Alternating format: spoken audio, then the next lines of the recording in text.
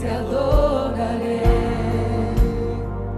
Aquí estás obrando en mí,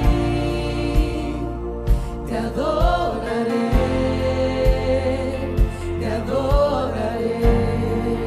Te llamamos milagroso, abres camino, cumples promesas, luz en tinieblas, mi Dios, así eres tú.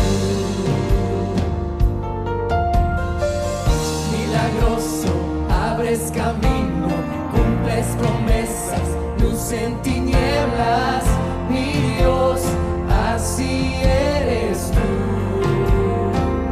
Aquí estás, sanando mi corazón, te adoraré, te adoraré. Aquí estás, tocando mi corazón, te adoraré, te adoraré. Te llamamos milagroso, abres camino, cumples promesas, luz en tinieblas, mi Dios, así eres tú. Milagroso, abres camino, cumples promesas, luz en tinieblas, mi Dios, así eres tú. Aquí estás, tocando mi corazón, te adoraré, te adoraré. Aquí estás, sanando mi corazón, te adoraré, te adoraré. Hoy siempre te llamamos milagroso, abres camino, cumples promesas, luz en tinieblas, mi Dios, así eres tú. Milagroso, abres camino, cumples promesas, luz en tinieblas, mi Dios, así eres tú, así eres tú, así eres tú, así eres tú, así eres tú, así eres tú, así eres tú, así eres tú, así eres tú.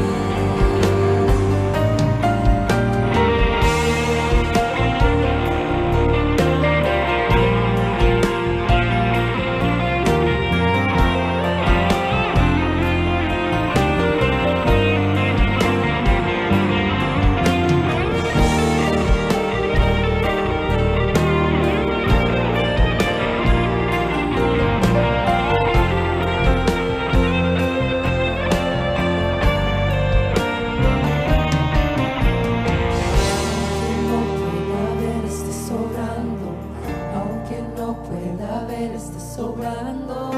Siempre estás sobrando. Siempre estás sobrando. Aunque no pueda ver, estás sobrando. Aunque no pueda ver, estás sobrando. Siempre estás sobrando. Siempre estás sobrando. Aunque no pueda ver, estás sobrando. Aunque no pueda ver, estás sobrando. Siempre estás sobrando. Siempre estás sobrando. Aunque no pueda ver, estás sobrando. Aunque no pueda ver, estás sobrando. Siempre estás sobrando. Siempre estás sobrando. Milagroso, abres camino, cumples promesas, luz en tinieblas, mi Dios, así eres tú. milagroso, abres camino, cumples promesas, luz en tinieblas, mi Dios, así eres tú. Milagroso, abres camino, cumples promesas, luz en tinieblas, mi Dios, así eres tú. Milagroso, abres camino, cumples promesas, luz en tinieblas, mi Dios, así eres tú. Solo así eres tú. Así eres tú. Así eres tú. Así eres tú. Así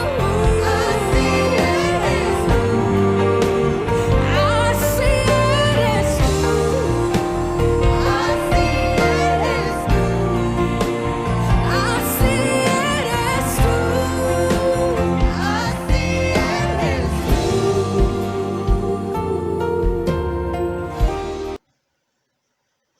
Buenos días, hoy iniciamos con nuestra reunión de ayuno y hoy vamos a ver un tema y el tema es respondiendo las preguntas que todos los cristianos se hacen. Bueno, hoy vamos a ver la primera y la segunda parte y yo le invito a que vayamos al libro de Judas 1 del 20 al 22 y dice: pero vosotros, amados, edificaos sobre vuestra santísima fe, orando en el Espíritu Santo. Conservaos en el amor de Dios, esperando la misericordia de nuestro Señor Jesucristo para vida eterna. Y el versículo 22 ahí lo dice: a algunos que dudan, dice que convencerlos. Entonces, el objetivo de esta serie de estudios es, como lo dice el versículo 22, convencer a los que dudan, que puedan tener seguridad por medio de la palabra de Dios en quien han confiado y en quien han creído. Entonces es necesario conocer la verdad para que ya no seamos llevados por cualquier doctrina y para que no nos movamos de lo que hemos creído. Y la palabra de Dios en 2 de Tesalonicenses 2, versículo 2 dice: que no nos dejéis mover fácilmente de vuestro modo de pensar, ni os conturbéis ni por espíritu, ni por palabra, ni por carta, como si fuera nuestra, en el sentido de que el día del Señor está cerca. Entonces este día responderemos por medio de la palabra de Dios y la guía del Espíritu Santo algunas de las preguntas más importantes en la vida de todo cristiano. Y estas preguntas tratan sobre la seguridad de nuestra salvación y sobre qué pasa con el cristiano cuando peca, si sigue siendo salvo o no. Tener la seguridad de nuestra salvación es extremadamente importante. Entonces todo cristiano tiene que tener la seguridad de su destino eterno. Y la palabra de Dios en 2 de Corintios 5, versículo 8, dice: pero confiamos y más quisiéramos estar ausentes del cuerpo y presentes al Señor. Entonces nuestro Señor Jesucristo es el mejor ejemplo de la seguridad que todo cristiano debe tener de su salvación, como lo vemos en Lucas 23, de 39 al 43. Y dice: y uno de los malhechores que estaban colgados le injuriaba diciendo: si tú eres el Cristo, sálvate a ti mismo y a nosotros. Respondiendo el otro, le reprendió diciendo: ¿ni aún temes tú a Dios estando en la misma condenación? Nosotros a la verdad justamente padecemos porque recibimos lo que merecieron nuestros hechos, mas ningún mal hizo. Y dijo a Jesús: acuérdate de mí cuando vengas en tu reino. Entonces Jesús le dijo: de cierto te digo que hoy estarás conmigo en el paraíso. Imagínense qué triste hubiera sido para ese hombre si Jesús le hubiera respondido: ya vamos a ver, tal vez nos vemos, o ve y bájate de la cruz y bautízate primero en el Jordán. Pero Jesús les respondió con la seguridad que tiene que tener toda persona que pone su fe en Cristo. ¿Qué le dijo? Hoy estará conmigo en el paraíso. Entonces, el primer punto: ¿cómo podemos tener la seguridad de mi salvación? ¿Cómo puedo estar seguro que soy salvo? Entonces tenemos que comenzar por el principio para tener seguridad de la salvación de nuestra alma. Y lo primero es confesar o recibir a Jesús como Señor y Salvador ¿qué? De nuestra vida. Como lo vemos muy claramente en el libro de Romanos 10, versículos 9 y 10, que dice que si confesares que con tu boca que Jesús es el Señor y creyeres en tu corazón que Dios le levantó de los muertos, dice, serás salvo, porque con el corazón se cree para justicia, pero con la boca dice que se confiesa que para salvación. Si tenemos a Jesús en nuestro corazón, significa que tenemos que la vida eterna. Pues la vida eterna está en Jesús, como lo vemos muy claramente en Primera de Juan 5, del 11 al 13, dice. Y este es el testimonio, que Dios nos ha dado vida eterna, y esta vida está en su Hijo. El que tiene al Hijo, tiene la vida. El que no tiene al Hijo de Dios, no tiene la vida. Esta cosa os he escrito a vosotros que creéis en el nombre del Hijo de Dios, para que sepáis que tenéis vida eterna y para que creáis que en el nombre del Hijo de Dios. Entonces, soy salvo no porque soy bueno, ni porque no peco. Soy salvo porque tengo al Hijo de Dios como salvador de ¿qué? De mi vida. Ahora, Jesús mismo afirma que nos ha dado vida eterna a todos aquellos que formamos parte de su rebaño y que nunca podremos ser arrebatados de su mano. En Juan 10, del 27 al 28, dice, mis ovejas ¿qué? Oyen mi voz y yo las conozco y me siguen y yo le doy vida eterna y no perecerán jamás, ni nadie las arrebatará de mi mano. Entonces, si creemos que nuestro Señor Jesús no miente, entonces tenemos que estar seguros que lo que Él ha prometido lo cumplirá en nuestra vida. El número 23, 19 dice que Dios no es como los mortales, que no miente ni cambia de opinión. Cuando Él dice una cosa, la realiza, y cuando hace una promesa, dice que la cumple. Segundo, soy salvo, pero ¿qué pasaría si caigo? ¿Qué pasa si peco? ¿Qué pasa si fallo? ¿Perderé mi salvación? ¿Tengo que volver a recibirlo? Y la respuesta es no, pues la salvación no se pierde. En Romanos 8, de 38 al 39 dice, por lo cual estoy, ¿qué? Dice, seguro de que ni la muerte, ni la vida, ni ángeles, ni principados, ni potestades, ni lo presente, ni lo porvenir, ni lo alto, ni lo profundo, ni ninguna cosa creada nos podrá separar del amor de Dios, que es en Cristo Jesús, Señor nuestro. Entonces, mientras estemos en el mundo, siempre que pecaremos, siempre que fallaremos, siempre estaremos propensos a caer. Pero si fallamos, tenemos que confesar nuestro pecado al Señor, como lo dice en Primera de Juan 1, del 8 al 10. Dice, si decimos que no tenemos pecado, nos engañamos a nosotros mismos y la verdad no está en nosotros. Si confesamos nuestros pecados, dice que Él es fiel y justo para perdonar nuestros pecados y limpiarnos de toda maldad. Si decimos que no hemos pecado, dice, le hacemos a Él mentiroso y su palabra no está aquí en nosotros. Entonces, cristiano que diga que es salvo porque no peca es un mentiroso, un farsante. Lea detenidamente 1 Juan 1:9 y ahí se nos garantizan dos cosas y responda. ¿Qué debe hacer aquel que ha recibido a Cristo y ha pecado? Ahí lo vemos claramente, debe que confesar sus pecados. Y confesar significa ponerse de acuerdo con Dios y reconocer que la forma que estamos actuando no es la correcta. O sea, pedirle perdón a Dios porque le hemos ofendido. ¿Y qué seguridad tenemos? Que Él es fiel y justo para perdonar nuestros pecados. Y ahí se nos garantizan dos cosas. ¿Cuáles son? Perdón y limpieza. Ahora veamos la seguridad eterna de nuestra salvación. Y esta mañana vamos a estudiar la base bíblica de la seguridad eterna de nuestra salvación. Es decir, tener la seguridad que somos salvos y que esa salvación que hemos recibido del Padre Celestial por medio de nuestra fe no se puede perder. Entonces, primero, la palabra de Dios dice que la vida que Él nos ha dado es eterna. Juan 10, versículo 28 dice, y yo le doy vida eterna y no perecerán jamás. Dice, ni nadie la arrebatará de mi mano. Si la salvación se pierde, significa que en realidad la vida que nos dio no era eterna, pues terminaría en el momento que un cristiano comete un pecado o se aparta del camino de Dios. Segundo, la palabra de Dios dice que un cristiano ha sido ya que justificado. En Romanos 5, versículo 1 dice, justificado pues por la fe, tenemos paz para con Dios por medio ¿qué? De nuestro Señor Jesucristo. Y la palabra justificado significa ser ¿qué? Declarado justo. Para que un cristiano pueda perder su salvación, Dios tendría que anular la justificación y retractarse de lo que declaró anteriormente. Y justificar significa declarar justo. Entonces, Dios no es hombre para que mienta.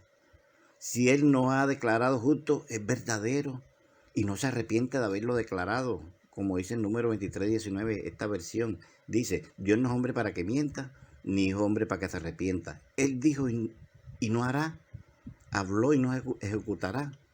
Entonces la palabra de Dios habla que vamos a ver también de la paz con Dios y la paz de Dios. En Juan 14:27 el Señor dice, la paz os dejo, mi paz os doy. Yo no la doy como el mundo que la da. No se turbe vuestro corazón ni tenga miedo. Entonces la paz con Dios es el resultado de la experiencia de nuestra salvación por fe como fruto de que se siente usted perdonado y sin barrera ante Dios. Vamos al libro de Romanos 8, del 1 al 2. Dice, ahora pues, ninguna condenación hay, dice, para los que están en Cristo Jesús. Los que no andan conforme a la carne, sino conforme ¿qué? Al Espíritu. Porque la ley del Espíritu de vida en Cristo Jesús dice, me ha librado de la ley del pecado y de la muerte. Entonces, fíjese, en primer lugar, como vemos ahí, nos reconciliamos con Dios. Al limpiar nuestros pecados, nos podemos acercarnos a su santidad, podemos disfrutar de su presencia, ya no nos sentimos extraños, ya no necesitamos estar a la defensiva con Dios. Ahora sentimos deseo de acercarnos a Él y abandonarnos en sus brazos y disponiéndolo para atender a sus palabras y para seguir sus instrucciones y enseñanzas. En segundo lugar, nos reconciliamos con nosotros mismos. Ya no nos vemos a través de nuestros propios ojos, ya no a través de nuestro pasado.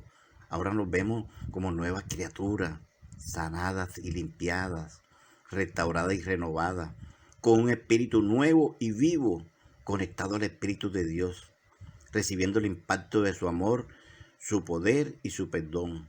Ahora somos capaces de agradar a Dios con nuestros pensamientos y acciones, con nuestra vida misma. Aprendemos a vivir de una manera que es distinta, no mirando atrás, no quedándonos en el pasado, en la culpa ni en la condenación. Sencillamente, aprendemos a vernos como Dios nos ve, amados, perdonados, con naturaleza divina, con unción y con autoridad para extender su reino. En 2 Corintios 5:17 dice, de modo que si alguno está en Cristo, nueva criatura es. Las cosas viejas pasaron, he aquí, todas son hechas que nuevas, o sea, borrón y cuenta nueva. Tercero, la palabra de Dios dice que nuestra salvación es un don de Dios que se recibe por la fe. En Efesios 2, del versículo 8 y 9, ¿qué dice? Porque por gracia sois salvos, por medio de la fe. Y esto no de vosotros, pues es don de Dios, dice, no por obra, para que nadie se gloríe. Entonces, si la salvación se pierde, Dios tiene que revocar, es decir, dejar sin efecto el don que nos dio. Tiene que dejar sin efecto el don de la gracia de Dios. Pero su palabra dice que los dones de Dios son irrevocables. Romanos 11, versículo 29 dice, porque irrevocables son los dones y el llamamiento de Dios. Cuarto, la palabra de Dios dice que Cristo nos redimió con su sangre. Efesios 1, versículo 7 dice, en quien tenemos redención por su sangre, el perdón de pecado según la riqueza de ¿qué? De su gloria.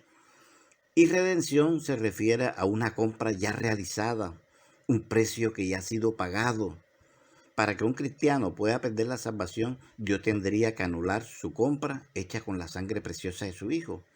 Pero su palabra también nos dice que la redención es eterna. Vamos al libro de Hebreos 9, del 11 al 12.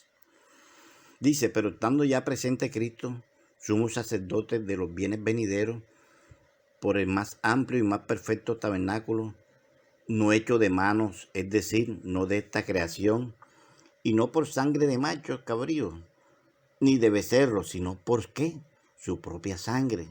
Dice que entró una vez para siempre en el lugar santísimo, habiendo obtenido eterna redención. Tercero, pero ¿qué pasa si estoy en pecado el día que yo muera o cuando Cristo venga por su iglesia? ¿Me condenaré? ¿Me quedaré? Y tenemos que comprender que para Dios somos justos. Él nos ha declarado justos por medio de Jesús, como lo vemos en Romanos 3, versículo 24. Dice, siendo justificado, dice, gratuitamente por su gracia, mediante la redención que es en Cristo Jesús. Ahora, ¿quién es el hombre justo según Dios? No lo es aquel que se considera justo a sí mismo según su propia opinión y criterio. El hombre verdaderamente justo es el que ha sido justificado por la gracia de nuestro Señor Jesucristo mediante su redención, quedando libre de la esclavitud del pecado y siendo libre ¿qué? Para hacer la voluntad de Dios y agradarle en todo. Entonces, como cristianos estamos llamados a entender que nuestros pecados, tanto presente, pasado o futuro, han sido perdonados por medio de su sacrificio en la cruz. Como lo dice Colosenses 2, del 13 al 14, dice, y a vosotros, estando muertos en pecado y en la circuncisión de vuestra carne, os dio vida juntamente con él, perdonándonos, ahí lo dice, todos los pecados, anulando el acta de los decretos que había contra nosotros, que no era contraria, quitándola de en medio y clavándola en la cruz. Entonces, todo cristiano lo único que tiene que hacer es confesar su pecado a Dios, o sea, no mantenerlo oculto, pues el remedio para el pecado es el arrepentimiento genuino. Proverbio 28:13 dice, el que encubre sus pecados no prosperará, mas el que lo confiese y se aparta alcanzará ¿qué? Misericordia. Ahora, el negarnos a confesar nuestros pecados nos convierte en carnales y nos lleva a andar en tinieblas en lugar de andar en la luz del amor y del perdón de Dios. Como lo dice en Primera de Juan 1, versículo 7, dice, pero si andamos en luz, como Él está en luz, tenemos comunión uno con otro, y la sangre de Jesucristo que dice, nos limpia de todo pecado. Entonces, los que no se irán con el Señor serán aquellas personas que rechazaron la salvación de Cristo, que no creyeron en Él como Salvador de sus vidas. Los que hemos creído no veremos condenación. Juan capítulo 3, del 18 al 19. Dice, el que en Él cree no es condenado, pero el que no cree, dice, ya ha sido condenado porque no ha creído en el nombre del unigénito Hijo de Dios. Y esta es la condenación, que la luz vino al mundo y los hombres amaron más la tiniebla que la luz, porque sus obras eran malas. Ahora, el apóstol Pablo nos muestra un ejemplo muy claro de alguien que estaba viviendo en pecado, ojo, pero no perdía su salvación. Aquí está muy claro en 1 Corintios 5, del 1 al 6. Dice, de cierto que se oye que hay entre vosotros fornicación, y tal fornicación cual ni aún se nombra entre los gentiles, tanto que alguno tiene la mujer de su padre. Y vosotros estáis envanecidos. ¿No debieras más bien haberos lamentado, para que fuese quitado de en medio de vosotros el que cometió tal acción? Ciertamente yo, como ausente en cuerpo, pero presente en espíritu, ya como presente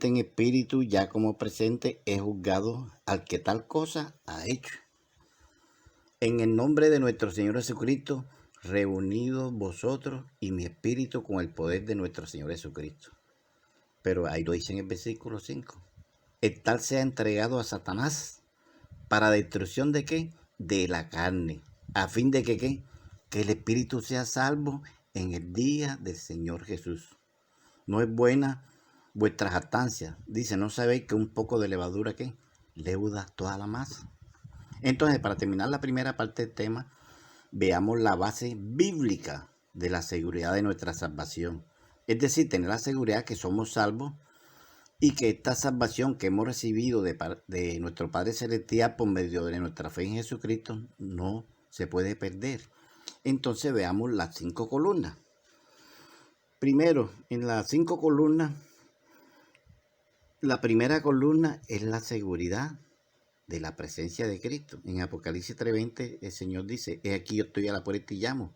Si alguno oye mi voz y abre la puerta, entraré a él, cenaré con él y él conmigo. Ya él entra a su vida y ya no sale más. La segunda columna, seguridad de perdón.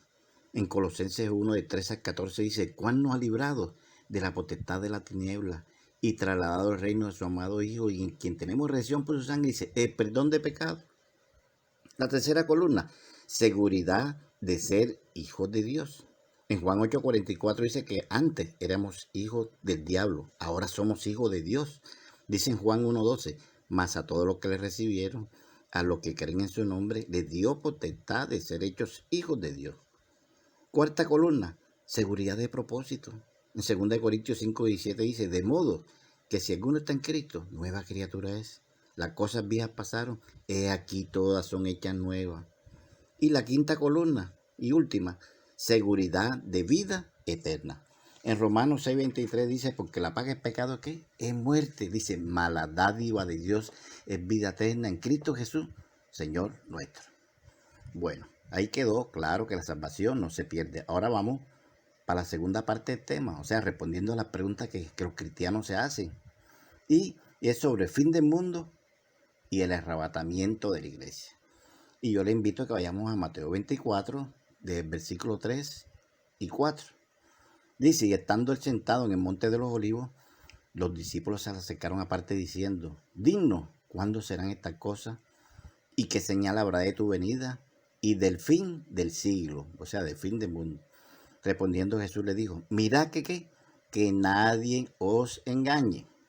Entonces, todas las personas que habitamos el mundo tenemos siempre esa inquietud, esa incógnita.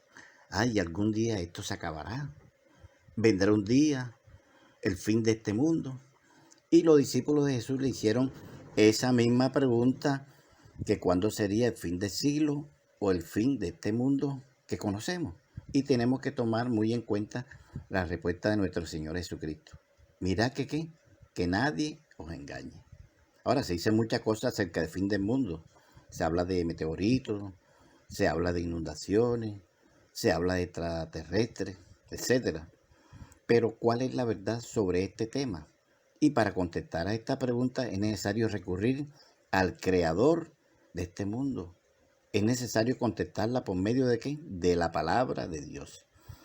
Y esta mañana responderemos por medio de la palabra de Dios algunas preguntas muy importantes que muchos cristianos se hacen o nos hacemos. Y aquí tenemos 4 interrogantes. El primero, ¿un cristiano tiene que tener miedo del fin del mundo? ¿Qué es el arrebatamiento de la iglesia? ¿Quiénes se quedan cuando Cristo venga? ¿Y qué pasará con los que se queden?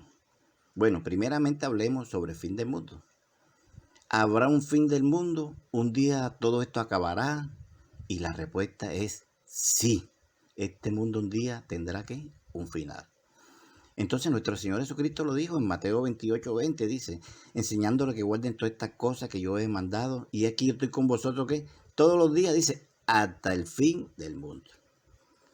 Vamos a leer otros versículos. Mateo 5:18 dice, porque de cierto os digo que hasta que pasen el cielo y la tierra, ni una jota ni una tilde pasará de la ley, hasta que todo se haya cumplido. Ahora, lo confirma el apóstol Pedro también en 2 de Pedro 3, versículo 10, dice, pero el día del Señor vendrá como ladrón en la noche, en los cuales los cielos pasarán con gran estruendo y los elementos ardiendo serán deshechos y la tierra y las obras que en ella hay serán quemadas. Ahora, el apóstol Juan lo confirma también en Apocalipsis 21, versículo 1, dice, vi un cielo nuevo y una tierra nueva. Porque el primer cielo y la primera tierra pasaron y el mar, dice, ya no existía más. Ahora podemos ver en la palabra de Dios que efectivamente el fin del mundo es un hecho profético real. Un día todo lo que conocemos como un universo será destruido para que algo nuevo sea dado por Dios. Y vamos a Apocalipsis 21 del 1 al 5. Dice, vi un cielo nuevo y una tierra nueva, porque el primer cielo y la primera tierra, dice, pasaron y el mar ya no existía más. Y yo, Juan, vi la santa ciudad, la nueva Jerusalén, descender del cielo de Dios, dispuesta como una esposa ataviada para su marido. Y una gran voz del cielo que decía, he aquí el tabernáculo de Dios con los hombres, y él morará con ellos, y ellos serán su pueblo, y Dios mismo estará con ellos como su Dios. Enjugará Dios toda lágrima de los ojos de ellos. Ya no habrá más muerte, ni habrá más llanto, ni clamor, ni dolor, porque la primera cosa, ahí lo dice, pasaron. Y el que estaba sentado en el trono dijo, he aquí que yo hago nuevas todas las cosas. Y me dijo, escribe, porque esta palabra dice, son fieles y verdaderas. Entonces, un cielo nuevo y una tierra nueva donde Dios, ¿qué? Estará en medio de su pueblo para siempre. Dice que ya no existirá más muerte, ni dolor, ni lágrima. Todo dejará de existir y Dios traerá algo nuevo para sus hijos, para nosotros, la nueva Jerusalén, la ciudad de Dios, donde Él mismo habitará con los hombres para siempre. La historia de la humanidad en pecado termina y comenzará la eternidad. Apocalipsis 21, del 21 al 27. Dice, las 12 puertas eran 12 perlas. Cada una de las puertas era una perla y la calle de la ciudad era de oro puro, transparente como vidrio. Y no vi en ella templo porque el Señor Dios Todopoderoso es el templo de ella y el Cordero. La ciudad no tiene necesidad de sol ni de luna que brillen en ella, porque la gloria de Dios la ilumina y el Cordero es su lumbrera. Y las naciones que hubieran sido salvas andarán a la luz de ella, y los reyes de la tierra traerán su gloria y honor a ella. Sus puertas nunca serán cerradas de día, pues allí no habrá noche. Y llevarán la gloria y la honra de las naciones a ella. No entrará en ella ninguna cosa inmunda o que hace abominación y mentira, sino solamente que lo que está inscrito en el libro de la vida del Cordero. Veamos lo que nos dice la palabra de Dios sobre quienes podrán vivir con Dios para siempre en los cielos nuevos y en la tierra nueva. O sea, está hablando de la nueva Jerusalén que desciende del cielo. Primero, únicamente podrán estar los que están inscritos ¿qué? En el libro de la vida del Cordero. Nosotros tenemos un sello que nos identifica que somos hijos de Dios. En 2 Timoteo 2:19 dice, pero el fundamento está firme teniendo este sello. Conoce el Señor a los que son suyos, apártese de iniquidad todo aquel que invoca el nombre ¿qué? Del Señor. Segundo, los que son ciudadanos del cielo, aunque aún vivan en este mundo, como lo vemos en Filipenses 3:20, que dice que nuestra ciudadanía está en los cielos, de donde también esperamos al Salvador, ¿qué? A nuestro Señor Jesucristo, que viene por nosotros. Tercero, los que son parte de la familia de Dios. En Efesios 2:19 dice, así que ya no soy extranjero ni advenedizo, sino conciudadano de los santos y miembro de la familia de Dios. Cuarto, los que han sido rescatados por medio de la sangre de Cristo Jesús. Como lo vemos en 1 de Pedro capítulo 1 del 18 al 20, dice, sabiendo que ¿qué? Que fuiste rescatado de vuestra manera de vivir, la cual recibiste de vuestro Padre, no con cosas corruptibles como oro o plata, sino con la sangre preciosa de Cristo, como de un cordero sin mancha y sin contaminación, ya destinado de antes de la fundación del mundo, pero manifestado en los postreros tiempos que por amor de vosotros. Quinto, los que han recibido las arras del Espíritu Santo como garantía, como lo vemos en 2 de Corintios 5, de 5 a 6. Dice, mas el que no hizo parte de esto mismo es Dios, quien nos ha dado ¿qué? Las arras del Espíritu. Así que vivimos confiados siempre y sabiendo que entre tanto que estamos en el cuerpo, dice, estamos ausentes del Señor. Bueno, pero respondamos la primera pregunta que los cristianos hacen. Nosotros, los cristianos, los hijos de Dios, ¿estamos esperando el fin del mundo? ¿Tenemos que tener temor en nuestro corazón porque de un día para otro esto todo termine? Y la respuesta es no. Los cristianos, los hijos de Dios, aquellos que han recibido por la fe la gracia salvadora de nuestro Señor Jesucristo, no debemos tener temor del fin del mundo, ni de la tribulación, ni del anticristo, ni de la marca de la bestia, etc. Y veamos en la palabra de Dios por qué. Primero, porque la tribulación, o sea, el fin del mundo, son parte del día de la ira de Dios. Apocalipsis 6, del 16 al 17 dice, y decían a los montes y a las peñas, caed sobre nosotros y escondernos del rostro de aquel que está sentado sobre el trono. ¿Y qué dice? Y de la ira del Cordero. Porque el gran día de su ira ha llegado, ¿y quién podrá sostenerse en pie? Entonces, antes de conocer a Cristo, éramos nosotros hijos de ira, hijos de desobediencia, como dice en Efesios 2, del 1 al 3. Y Él os dio vida a vosotros cuando estabais muertos, ¿qué? En vuestros delitos y pecados. Dice, en lo cual anduvisteis en otro tiempo, siguiendo la corriente de este mundo, conforme al príncipe de la potestad del aire, el espíritu que ahora opera en los hijos, ¿qué? De desobediencia, entre los cuales también todos nosotros vivimos en otro tiempo, en los deseos de nuestra carne, haciendo la voluntad de la carne y de los pensamientos, y dice que éramos por naturaleza hijos de ira, lo mismo que los demás. Entonces, toda persona que rechaza a Cristo, la ira de Dios está sobre él. Juan 3, versículo 36 dice, el que cree en el Hijo tiene vida eterna, pero el que rehúsa creer en el Hijo de Dios no verá la vida, sino que la ira de Dios, dice, está sobre él.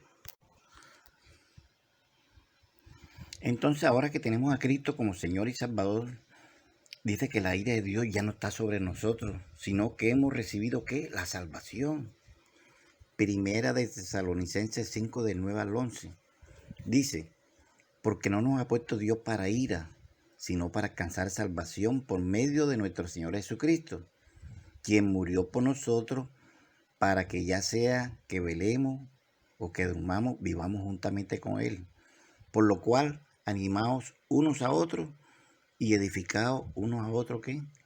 Así como lo hacéis. Entonces, por medio de nuestro Señor Jesucristo, Él nos ha librado, ¿qué? De la ira venidera. Primera de Tesalonicenses 1, versículo 10, ahí lo dice. Dice, y esperad de los cielos a su Hijo, al cual resucitó de los muertos, a Jesús. Dice, ¿quién nos libra, qué? De la ira venidera. Segunda pregunta. Proféticamente, ¿qué está esperando la iglesia de Cristo si no esperamos el fin del mundo? Bueno, la respuesta es el arrebatamiento de la iglesia. Estamos hablando del rapto de la iglesia. Primera de Corintios 15, de 51 a 53. Dice, he aquí os digo un misterio. No todos dormiremos, pero todos seremos, ¿qué? Transformados. En un momento, en un abrir y cerrar de ojos, a la final trompeta, porque se tocará la trompeta, y los muertos serán resucitados, incorruptibles, y nosotros seremos, ¿qué? Transformados. Porque es necesario que esto corruptible se evita de incorrupción, y esto mortal se evita, ¿qué? De inmortalidad. Entonces, el arrebatamiento es el evento profético en el cual Cristo viene por su iglesia, por los que estén vivos en ese momento y por los que murieron después de haber recibido la salvación de Cristo Jesús. Primera de Tesalonicenses 4, del 16 al 17. Estos versículos sustentan eso. Dice, porque el Señor mismo, con voz de mando, con voz de arcángel y con trompeta de Dios, descenderá del cielo. Y los muertos en Cristo resucitarán primero. Luego nosotros, o sea, los que vivimos, los que hayamos quedado, seremos arrebatados juntamente con ellos en las nubes para recibir al Señor en el aire, y así estaremos siempre, ¿qué? Con el Señor. Tercera pregunta. ¿Quiénes participan en el arrebatamiento? Y son las personas que murieron habiendo recibido en vida a Cristo como Señor y Salvador personal. Primera de Tesalonicenses 4, de 13 al 16. Dice, tampoco queremos, hermanos, que ignoréis acerca de los que duermen, para que no nos entristezcáis como los otros que no tienen esperanza, o sea, los que no tienen a Cristo. Porque si creemos que Jesús murió y resucitó, así también traerá Dios con Jesús a los que durmieron en él. Por lo cual os decimos esto en palabra del Señor, que nosotros que vivimos, que habremos quedado hasta la venida del Señor, no precederemos a los que durmieron. Porque el Señor mismo, con voz de mando, con voz de arcángel y con trompeta de Dios, descenderá del cielo, y los muertos en Cristo resucitarán primero. Ahora, ¿quiénes participan en el arrebatamiento? Y es las personas que estén, ¿qué? Vivas y hayan recibido a Jesús como Salvador personal. Primera de Tesalonicenses 4:17. Dice, luego nosotros, ahí lo dice, los que vivimos, los que hayamos quedado, seremos arrebatados juntamente con ellos en las nubes para recibir al Señor en el aire, y así estaremos siempre con el Señor. Cuarta pregunta. ¿A dónde nos llevará el Señor cuando Él venga por su iglesia? Al lugar que Él está preparando, como lo profetizó. Él dijo que iría a preparar lugar para nosotros y luego vendría por nosotros. Vamos a Juan 14, del 1 al 3. y después leemos el versículo 18 y 19. Dice, no se turbe vuestro corazón, creéis en Dios, creed también en mí. En la casa de mi padre muchas moradas hay, y si así no fuera, yo os lo hubiera dicho. Voy pues a preparar lugar para vosotros. Y si me fuere y os prepararé el lugar, vendré otra vez y os tomaré a mí mismo, para que donde yo estoy, vosotros también que estéis. Y dice el versículo 18 y 19, no os dejaré huérfano, vendré a vosotros. Y todavía un poco, y el mundo no me verá más, pero vosotros me veréis, porque yo vivo y vosotros también que viviréis. Quinta pregunta, ¿quiénes son las personas que no serán arrebatadas ni resucitadas? Y son las personas que murieron y rechazaron creer en Jesús como Salvador, que no quisieron rendir sus vidas al Señor. Serán resucitadas ¿para qué? Para ser juzgadas y condenadas al infierno eterno, como lo vemos en Apocalipsis 20, del 11 al 15. ¿El juicio de qué? Del gran trono blanco. Dice, y vi un gran trono blanco y al que estaba sentado en él, de delante del cual huyeron la tierra y el cielo, y ningún lugar se encontró para ellos. Y vi a los muertos, grandes y pequeños, de pie ante Dios, y los libros fueron abiertos. Y otro libro fue abierto, el cual es el libro de la vida, y fueron juzgados los muertos por las cosas que estaban escritas en los libros, según sus obras. Y el mar entregó los muertos que había en él, y la muerte y el Hades entregaron los muertos que había en ellos, y fueron juzgados cada uno según sus obras.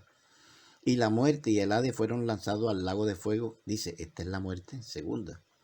Y el que no se halló inscrito en el libro de la vida fue lanzado al lago de fuego.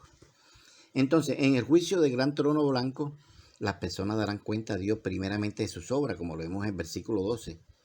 No de sus pecados, pues no están condenados por sus pecados, sino que por su rechazo a la salvación de Dios. Darán cuenta sobre qué hicieron con las oportunidades de salvación que Dios les dio y la despreciaron. En ese día darán cuenta de todas las veces que se le predicó el evangelio, todas las veces que alguien le invitó a una iglesia a escuchar la palabra. Darán cuenta de cuántas veces oyeron el mensaje de salvación, pero dijeron, ahora no. En ese momento las personas querrán convencer a Dios con sus argumentos religiosos, con las cosas que hicieron en el nombre de Dios, pero nunca creyeron en Él ¿qué? Como Salvador. Vamos a Mateo 7, del 21 al 23. Y ahí lo dice, no todo el que dice Señor, Señor, dice que entrará en el reino de los cielos, sino aquel que hace la voluntad de mi Padre que está en los cielos. Y muchos me dirán en aquel día, Señor, Señor, no profetizamos en tu nombre, y en tu nombre echamos fuera demonios, y en tu nombre hicimos muchos milagros. Y entonces le declararé, nunca os conocí, apartado de mí, hacedores de maldad. Bueno, ¿por qué no han ocurrido aún todos estos acontecimientos?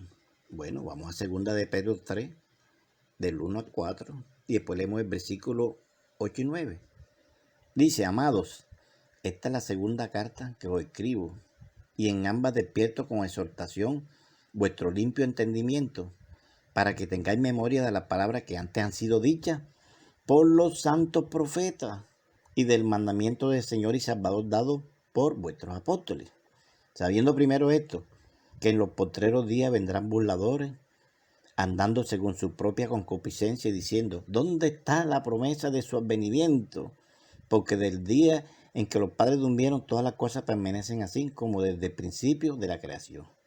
Mas, oh amado, no ignoréis esto, que para con el Señor un día es como 1000 años y 1000 años como un día. El Señor no retarda su promesa según algunos la tienen por tardanza, sino que es paciente para con nosotros, no queriendo que ninguno perezca, sino que todos procedan ¿qué? Al arrepentimiento. Entonces Dios te está dando una oportunidad para que te arrepientas y no vayas a condenación. Recíbelo hoy mismo como Señor y Salvador personal de tu vida. Mañana puede ser tarde. La Biblia dice muy claramente en Romanos 10, versículos 9 y 10, que si confiesas ahora con tu boca que Jesús es el Señor y crees en tu corazón que Dios lo levantó de los muertos, dice que serás salvo. Porque con el corazón se cree para justicia, pero dice que, pero con la boca se confiesa para salvación. Yo te invito a que repita conmigo esta oración. Dile, Señor Jesucristo, yo te necesito. Reconozco que tú moriste por mi pecado. Hoy te pido que entres a mi vida como mi Señor y Salvador y hagas de mí una persona sana, libre y próspera que tú quieres que yo sea. Bueno, vamos a orar y vamos a darle gracias, Señor, por este tiempo de ayuno.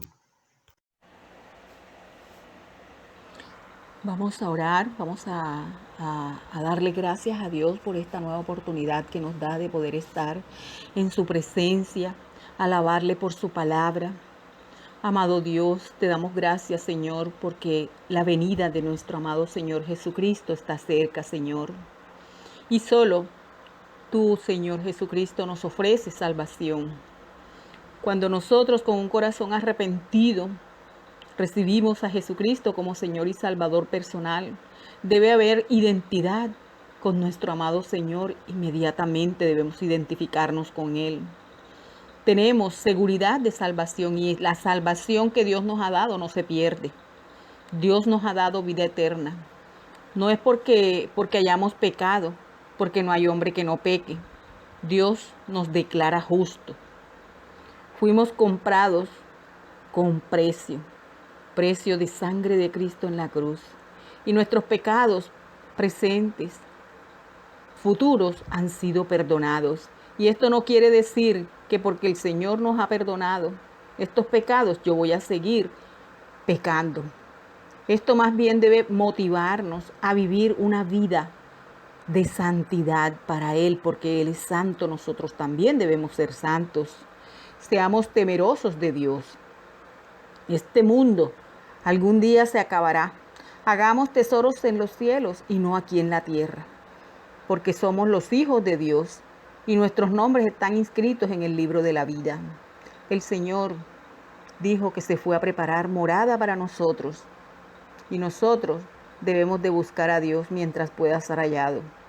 El Señor viene por una iglesia sin mancha, sin arruga. Entreguemos al Señor el control de nuestras vidas cada día para poder hacer las cosas que a Él le agradan. Vivir en santidad. Gracias te damos, Señor, por este tiempo de ayuno. Gracias te damos, oh Dios, por cada necesidad que nosotros hemos colocado en tus manos.